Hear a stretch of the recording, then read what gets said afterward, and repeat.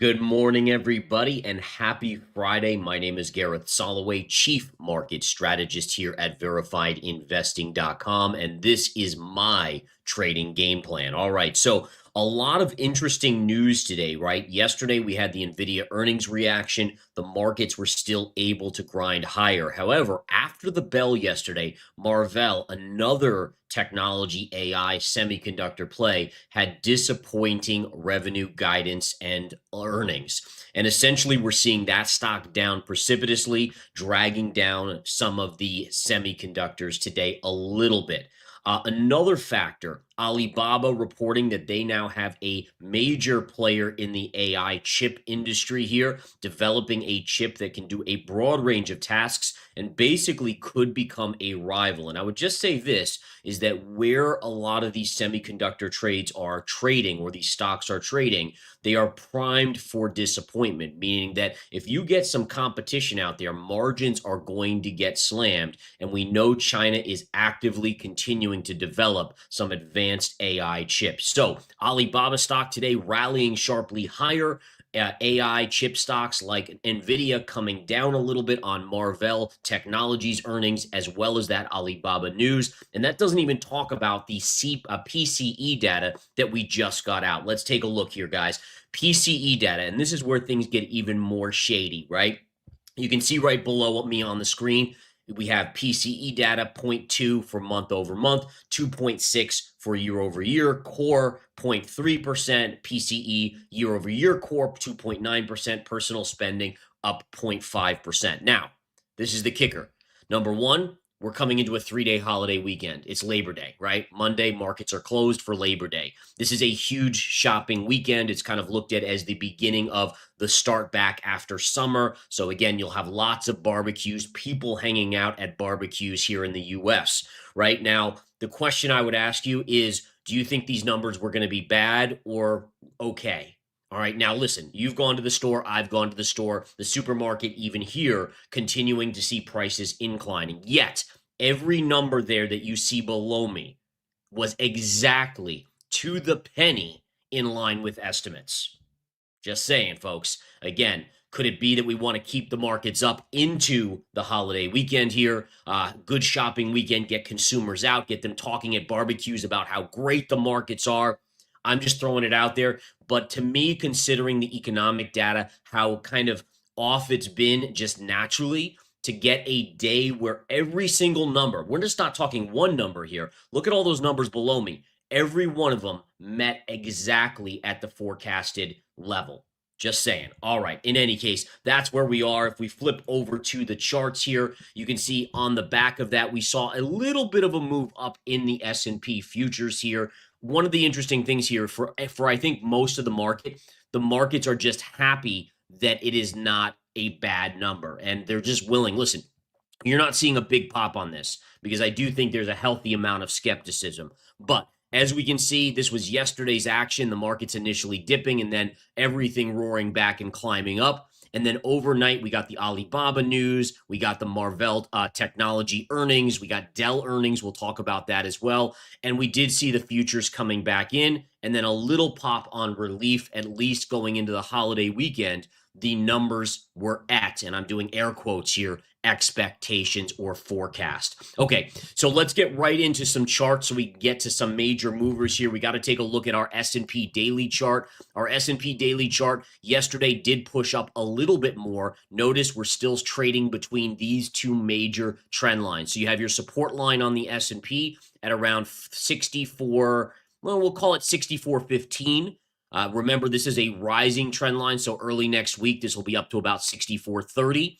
And then you also have an ascending trend line here. Currently, if we were to hit it today, it would be around 65.45. That would be a hit of this orange trend line, which would be resistance. But obviously, next week, that will inch up slightly as well. So again, these two lines are converging, which is compressing price. And inevitably, I would say within a week or two, the markets will be forced to make a decision, either a breakout or a breakdown. Now, using technical analysis that I've developed, what we know again is that this would be a fifth hit to the downside, which is a 60% chance of breaking.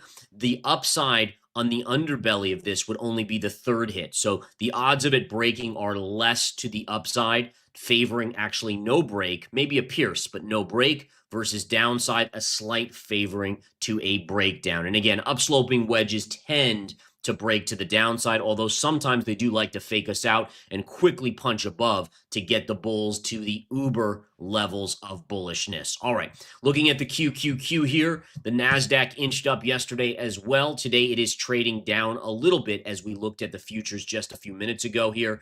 And again, we're up a little bit. We're still kind of hugging the underbelly of this upsloping parallel channel. Watch for a break of that. If that breaks, the floodgates should open to the downside. As long as it doesn't break, there's nothing that says this market can't continue to stay within this range, right? I mean, we could just continue like this for a while. Inevitably, though, same sort of deal. 1, 2, 3, 4. The fifth hit, if we do come down, would start to favor a break to the downside. Only favoring. Remember, just because something's 60% chance doesn't mean that that is going to be what happens. 60% chance still leaves 40% that it could still hold the technical support, but it just is odds that start to make you be aware that the odds slightly favor. And then if it doesn't break on the fifth hit and it hits the sixth time, let's say it bounces on the fifth hit again, the sixth time down, it would be a 70% chance of breaking. So again, for me as a technician, and what I want for you guys is to start viewing everything on the chart as in terms of probabilities. What is the probability of X, Y, and Z?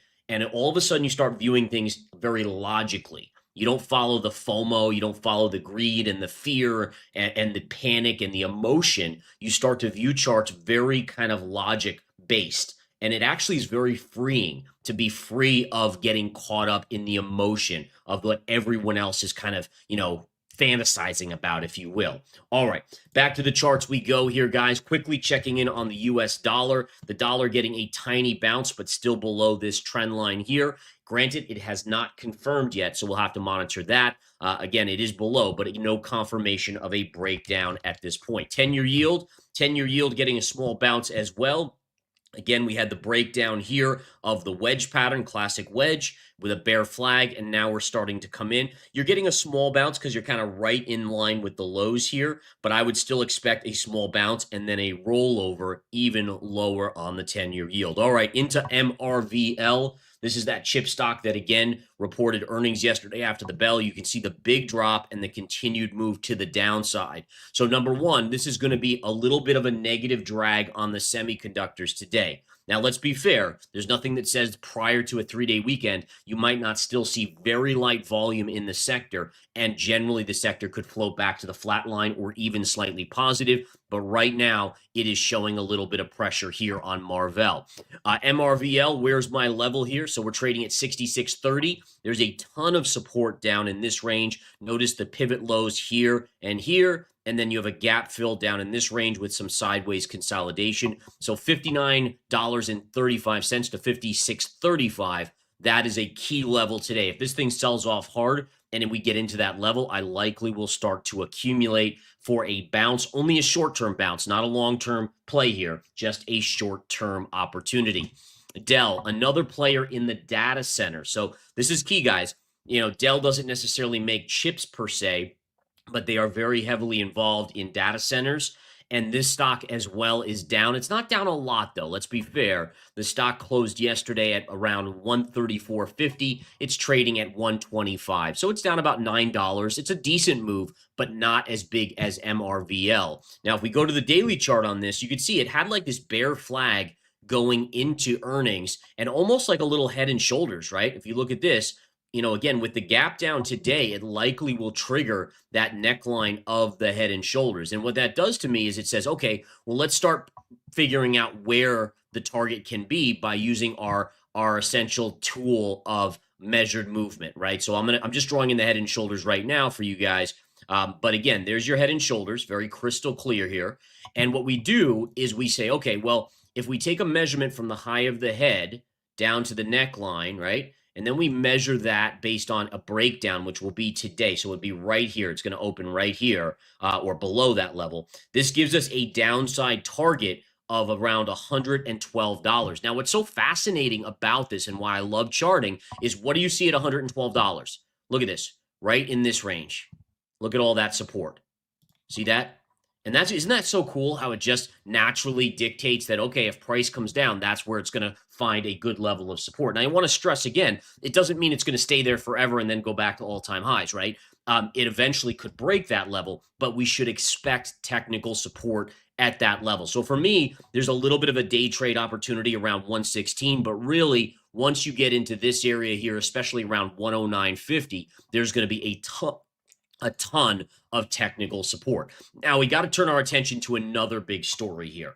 Okay, guys? And listen, I really try to lay it out and the hard, cold facts. Don't sugarcoat anything here in my trading game plan. It's really unfiltered thoughts from right up here to you guys. So AFRM, this is a buy now, pay later stock, right? So again, we know this is very popular.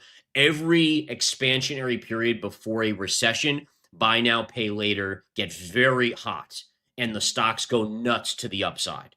And the idea is that just before we have a recession, people start to struggle, and they say, okay, well, I can't really buy that TV straight up, or I can't buy that new fridge straight up, so I'm going to do a buy now, pay later. And so when you start to see really good earnings where the economy is starting to show a stall out, but really good earnings on buy now, pay later, it's usually a warning sign.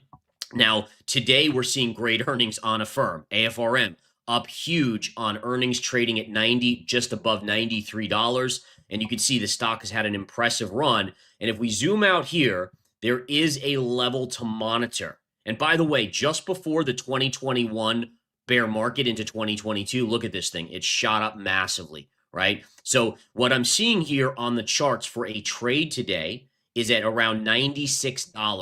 $96 right here. And again, just to kind of zoom in on this, I want to show you where I get this level. You can see very clearly pivot low, kind of hit, chopped, bounced, hit again here, bounced, and then broke down. And so I'm using that knowledge of that zone to dictate that if price on Affirm pushes up into 96-ish or so, we have a decent chance that it could stall out there. Okay, so again, I always like to show you guys how I come to the conclusion of where my levels are, and they're very simple. I mean, if just looking at the chart, you see, I don't have crazy data on my chart. It's literally candlesticks, and I draw a trend line. And I hope all of you get to that level at some point because it's very freeing. So many of us out there, we hear about the latest, economic signal or thing, the latest candle formation or whatever it is, all the stuff that you can put on your charts. And I truly believe that you don't need it because the candlesticks will tell you where the levels are going to be. Now, is it sometimes helpful to do Fibonacci? Yes, I'm a big believer in Fibonacci retraces, but I look for them as conjoining retrace levels, right? Meaning that if you already have a trend line there and a fib matches right around it, now you're talking about a more successful trading opportunity with a higher success rate. So again, it's not to say other things aren't helpful. You can throw on other indicators, but I always start with the basics, start with the trend lines, and then move out from there.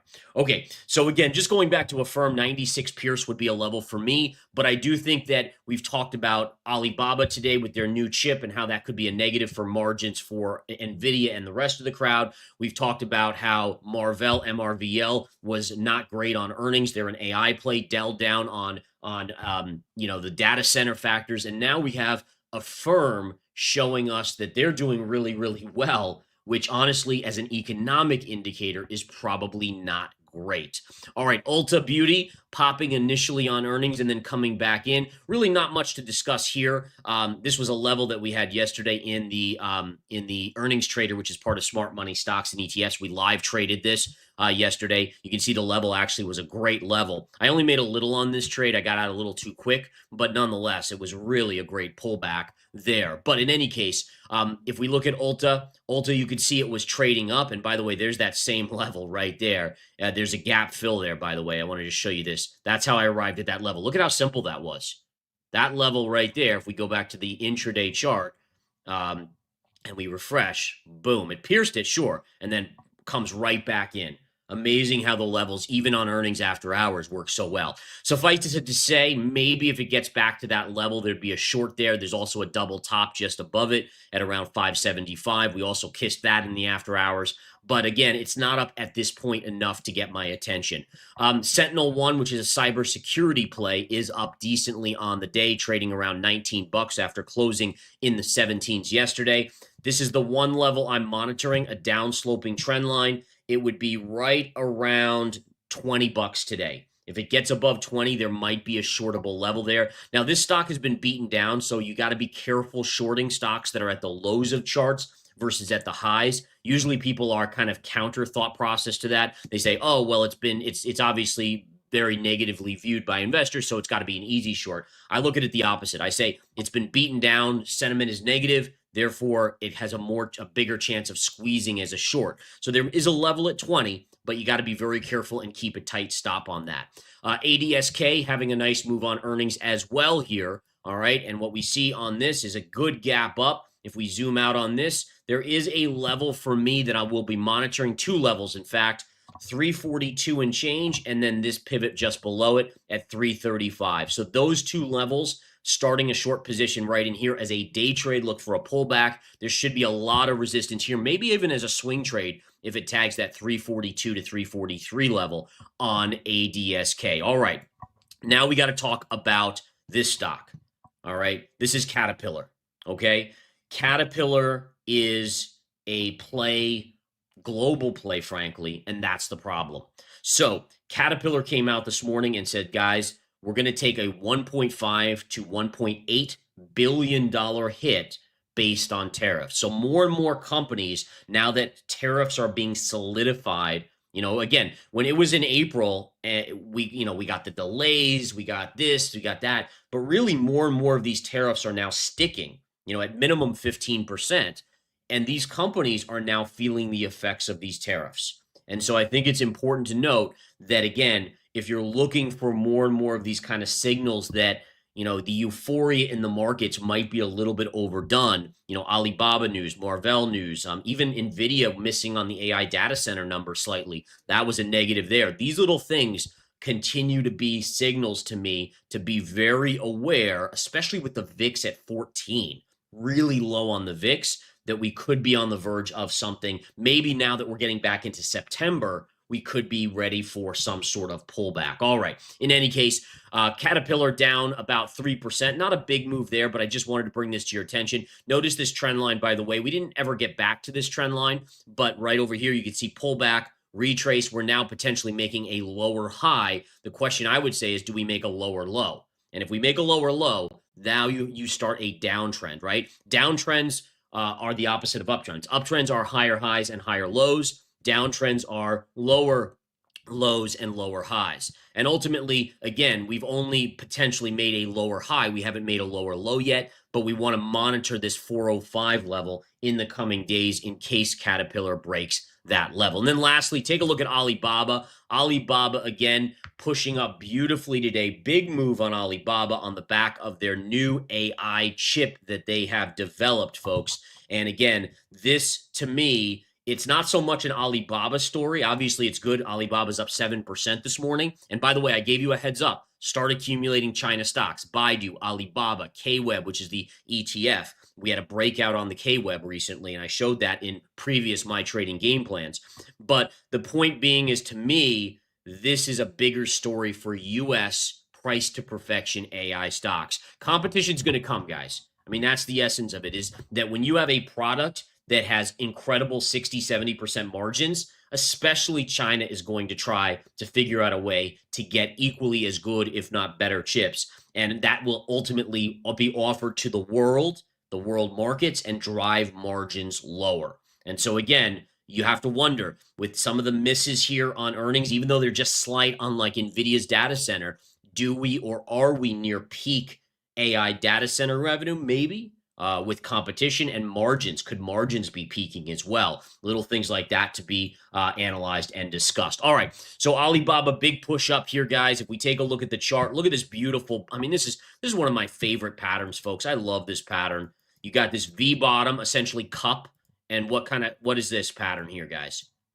we would call that a cup and handle, right? There's your cup and there's your handle. And again, beautiful move today. Looks like it might be on the verge of breaking out. Now, I won't pay up for it. I don't pay up, but on any pullback now, I would then start to accumulate this as long as the story sticks. Okay. Especially when you zoom out on the chart and you see, where was this thing in 2020? It was up at $300. Now, it probably shouldn't have been up there then, but there's still room for this thing to run substantially higher. All right, let's get into gold real quick, guys. Wow, oh man, I just so much to discuss today. It's been like this all week.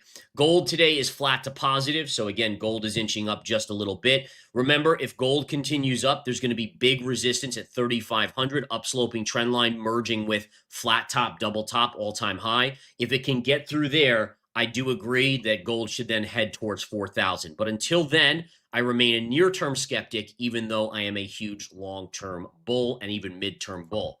Silver, let's take a look at silver today. Silver's not doing much, basically pausing. We're still stuck between resistance here and support down at around 34.65.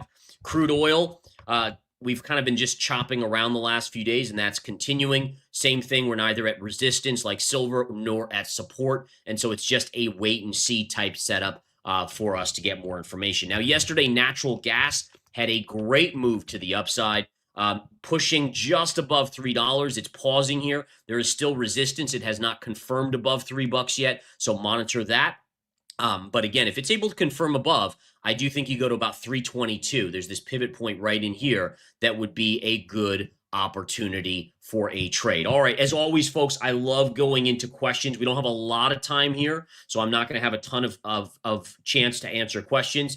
But first question coming in, why is GDX and gold price different in recent weeks or so? Why is, for instance, GDX is hitting 52-week highs and gold is obviously not hitting 52-week highs? And the answer to that is money flow. Okay, so we are in an environment where there's massive money going into the stock market. And so while the commodity gold has stalled, more and more money has flown into all stocks across the board, right? Not just technology.